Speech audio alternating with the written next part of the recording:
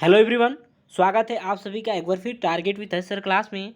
ठीक है, तो ये आपका पार्ट 3 होगा। आशा करते हैं पार्ट 1, ठीक है, और पार्ट 2 आप लोगों ने देख लिया होगा, अपना आंसर मैच कर लिया होगा 40 तक के प्रश्नों को। और ये होगा आपका 41 से लेके 60 तक का। ठीक है, जो पार्ट 3 है आपका, इसके बाद ठीक है, इसके आधे घंटे बाद आपको पार्ट 4 और पार्ट 5 के रूप में 100 प्रश्न आपको मिल जाएंगे, क्योंकि थोड़ा सा टाइम लग रहा है आंसर को देखने में। तो थोड़ा सा चलिए उसके लिए कोऑपरेट करेंगे, थोड़ी देर बाद आप लोग मैच कर लेंगे। चलिए, तो इसको आप लोग दोस्तों में ज़्यादा से ज़्यादा शेयर कर लेंगे, ठीक है, ताकि सभी लोग अपना आंसर मैच कर सकें।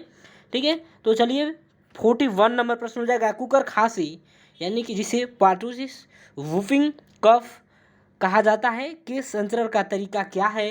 तो ऑप्शन बी हो जाएगा इसका राइट आंसर, यानी कि छोटी बूंद या ड्रॉपलेट। ठीक है, ये क्वेश्चन मैं कई बार आपको करा चुका हूँ कि कुकर खांसी किस तरीके से ड्रॉपलेट, ठीक है, ड्रॉपलेट के कारण फैलता है। ठीक है, चलिए, ठीक है 42, ठीक है 42 होगा।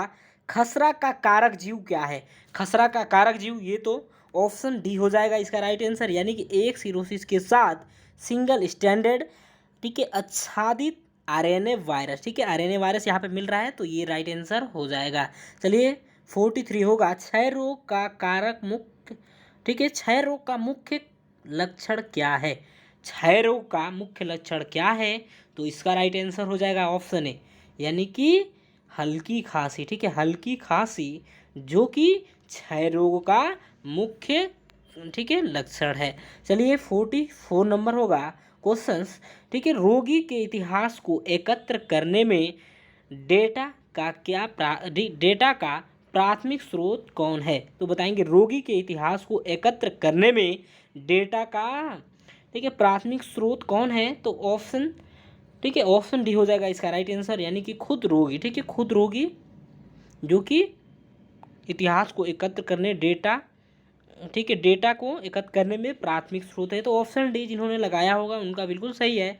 चलिए 45 नंबर प्रश्न देख लेते हैं। ठीक है, जो आंसर की मुझे मिला है, ठीक है, जो क्वेश्चन बुकलेट मुझे मिला है उससे मैं करा दे रहा हूँ। आप लोग अपना मैच कर लेंगे कि कौन सा सही है। थोड़ा सा क्वेश्चन इधर उधर आपको मिलेगा, ठीक है, तो अलग अलग सीरीज में अलग अलग क्वेश्चन हो, मतलब क्वेश्चन तो एक ही होते हैं बट उसमें अलग अलग सीरीज हो जाता है। 45 नंबर होगा।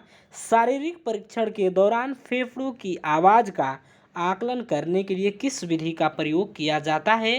तो इसका राइट आंसर हो जाएगा ऑप्शन डी, यानी कि आस्केल्टेशन। ठीक है, ऑस्कल्टेशन का, ठीक है, ठीक है, ऑस्कल्टेशन विधि का प्रयोग किया जाता है। 45 का राइट आंसर हो जाएगा ऑप्शन डी।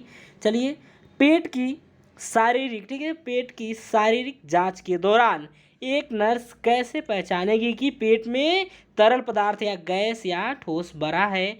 तो इसका राइट आंसर 46 का हो जाएगा ऑप्शन डी, यानी कि आघात से। ठीक है, आघात से जानेगी। चलिए नेक्स्ट क्वेश्चन छोड़िए 47। कमजोर स्पर्श द्वारा मालूम करने में मुश्किल नाड़ी को क्या क्या कहते हैं? तो बताइए, कमजोर स्पर्श द्वारा मालूम करने में मुश्किल नाड़ी को क्या कहते हैं? अनियमित, थ्रेडी, ठीक है, विगेलमिनल या ड्राइकोटिक। ठीक है, और सभी लोग कमेंट बॉक्स में बताएंगे आपने आंसर क्या किया है। और जितना भी क्वेश्चन आपके सही हो रहे हैं लास्ट में आप लोग कमेंट बॉक्स में बताएंगे कि इतने क्वेश्चन आपको, ठीक है, 20 प्रश्नों में से सही हुए हैं। और आशा करते हैं पार्ट 1 पार्ट 2 आप लोगों ने देख लिया होगा। ये आपका पार्ट 3, इसके बाद पार्ट 4, उसके बाद पार्ट 5 आपको मिल जाएगा। ठीक है, अभी 1 घंटे के अंदर सारा वीडियो आपको मिल जाएगा। ठीक है, ज़्यादा लेट नहीं करेंगे। और 47 का आंसर हो जाएगा ऑप्शन बी, यानी कि थ्रेडी। थ्रेडी इसका राइट आंसर हो जाएगा। चलिए 48, ठीक है, हाइपोक्लिसीमिया। ठीक है, हाइपोक्लिसीमिया क्या है? तो ये तो मैक्सिमम लोगों को पता होगा और सही आप लोगों ने किया है, क्योंकि ये क्वेश्चन मैं खुद ही कराया हूँ। ठीक है, ये क्वेश्चन मैं खुद ही कराया हूँ। हाइपोक्लिसीमिया क्या है? तो 48 का राइट आंसर हो जाएगा ऑप्शन ए, यानी कि रक्त में ऑक्सीजन का निम्न स्तर हो जाएगा, यानी कि रक्त में ऑक्सीजन का निम्न स्तर। चलिए 49, ठीक है, 49 नंबर हो जाएगा। उस स्थिति के लिए शब्दावली का प्रयोग किया जाता है जहाँ रोगी को लेटते समय सांस लेने में कठिनाई महसूस होती है, तो उसे क्या कहा जाता है? तो 49 का ऑप्शन सी हो जाएगा, यानी कि आर्थोपनिया। ठीक है, आर्थोपनिया कहा जाता है, ध्यान रखेंगे। ऑप्शन सी राइट आंसर होगा।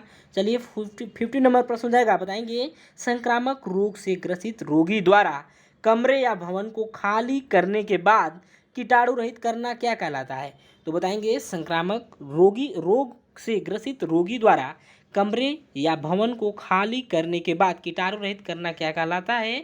तो बताएंगे सभी लोग इसका आंसर, यदि आपने राइट दिया है तो, और सभी लोग मैच करके आंसर अपना बताएंगे। ऑप्शन डी हो जाएगा, यानी कि टर्मिनल कीटाणु शोधक कहा जाता है।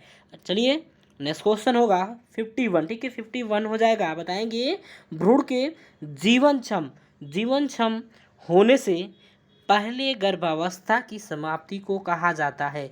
तो इसका राइट आंसर हो जाएगा ऑप्शन बी, यानी कि गर्भपात, ठीक है गर्भपात कहा जाता है।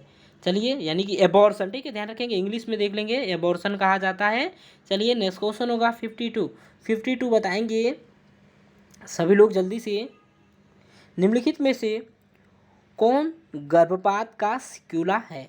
बताइए सभी लोग, which one of the following is the sequela of abortion? तो गर्भपात का सिक्युला है, तो इसका राइट आंसर हो जाएगा, बताइए क्या होगा? ऑप्शन सी हो जाएगा, यानी कि गर्भवेद, ठीक है गर्भवेद इसका राइट आंसर हो, सॉरी गर्भाशय वेद, ठीक है गर्भाशय वेद हो जाएगा। चलिए 53, ठीक है 53 आप लोग देख लेंगे एक बार, 53 हो जाएगा, देख लेंगे। एमटीपी अधिनियम 1971 में भारतीय कानून के अनुसार गर्भपात की अनुमति केवल किस सप्ताह तक है? ठीक है, तो किस सप्ताह तक है बताएंगे। 80, ठीक है एमटीपी अधिनियम 1971 के अनुसार, यहाँ पे थोड़ा सा ब्लर है तो इसको आप लोग देख लेंगे अपने क्वेश्चन बुकलेट में, ठीक है थोड़ा सा क्लियर नहीं था इसीलिए आपको ऐसे दिख रहा है। तो 53 का राइट आंसर हो जाएगा ऑप्शन सी, यानी कि 20, ठीक है ध्यान रखेंगे 20 सप्ताह तक। चलिए नेक्स्ट क्वेश्चन होगा 54, कौन सा हाइपर एमेसिस, ठीक है हाइपर एमेसिस ग्रेविडेरम के लिए, ठीक है प्रवर्तन पूर्व कारक नहीं है? तो कौन सा हाइपर एमेसिस, ठीक है हाइपर एमेसिस ग्रेविडेरम के लिए प्रवर्तन पूर्व कारक नहीं है? प्रवर्तन पूर्व कारक नहीं है पूछा गया है, तो 59 का ऑप्शन सी हो जाएगा, सॉरी 54 का ऑप्शन डी हो जाएगा, ध्यान रखेंगे, यानी कि कुपोषण राइट आंसर हो जाएगा। 55 देखेंगे प्लेसेंटा प्रीविया कितने प्रकार के होते हैं? तो ये तो बिल्कुल आसान होगा, यानी कि 4 प्रकार के, ठीक है 4 प्रकार के होते हैं। How many types of placenta previa, यानी कि 4 प्रकार के होते हैं प्लेसेंटा प्रीविया। चलिए 56 बताएंगे NIPI, ठीक है NIPI की गाइडलाइंस के अनुसार गर्भावस्था के दौरान आयरन की गोलियां किस महीने से शुरू की जाती है? तो बताएंगे 56 का, तो ऑप्शन 20 का राइट आंसर हो जाएगा, यानी कि चौथे महीने से, ठीक है चौथे महीने से। चलिए नेक्स्ट क्वेश्चन होगा 50, ठीक है 57 नंबर हो जाएगा, बताएंगे अबगार स्कोर को नवजात में क्या माना जाता है? अबगार स्कोर 4 से 6 को नवजात में क्या माना जाता है? तो आंसर करेंगे सभी लोग जल्दी से, क्या हो जाएगा इसका राइट आंसर? अबगार स्कोर 4 से 6, ठीक है 4 से 6 को नवजात में क्या माना जाता है? 57 का आंसर करिए, तो ऑप्शन सी इसका राइट आंसर हो जाएगा, यानी कि हल्का तनाव। चलिए नेक्स्ट क्वेश्चन होगा 58, यानी कि नवजात शिशु के शरीर का तापमान बनाए रखने के लिए क्या प्रोत्साहित करना चाहिए?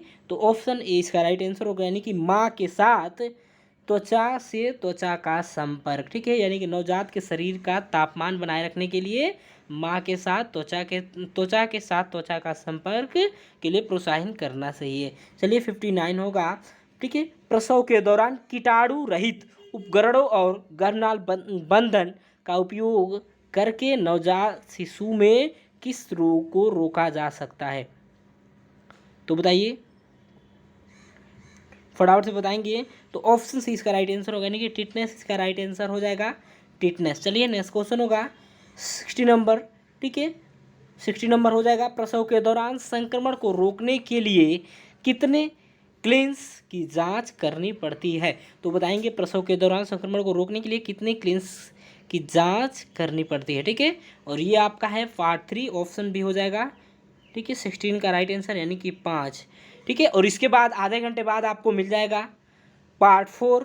ठीक है, उसके आधे घंटे मिलेगा पार्ट 5। तो 100 प्रश्न आपके हो जाएंगे और सभी लोग जरूर मैच करेंगे अपना। ठीक है।